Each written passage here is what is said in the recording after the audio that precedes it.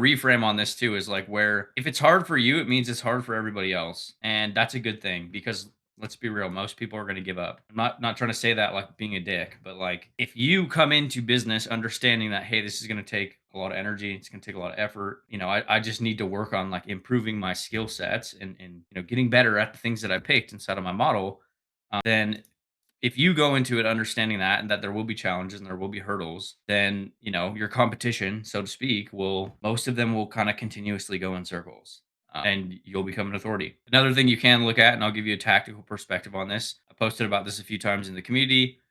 We want to look at trying to get like very specific on the audience we're also trying to target. You don't want to try to hit mass market appeal, especially in like the earlier stages of business. You want to, because it's going to be extremely hard to become an authority. It's going to be extremely hard to stand out. It's going to be extremely difficult to do anything if we're not very targeted on the type of person or problem that we're helping someone solve. Like I was mentioning in the beginning, where it's like we need to get very, sliver of the mass market that we're really trying to target because it's going to allow you to pick up momentum a lot faster. That's how they do things. That's how we do these things. And that's how you really start to create the depth in the relationship. And realistically, that's the only really driver that makes money online is a relationship that somebody has with you. Right. So look at everything you're doing in business to like start chipping away at that trust and adding to that trust. It's also a good metaphor for this is like looking at your audience like a bank account, which is a bad reference because I'm not saying that your audience just makes you money, but like look at your audience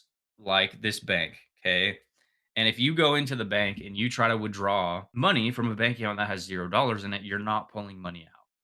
And and every time you publicly sell something online, you're essentially like taking deposits out of this bank account. You need to replenish the money in that account by serving your audience, giving without expectations, sharing stories, talking about connections, talking about who you are as a person. So that way those relationships actually start getting formed.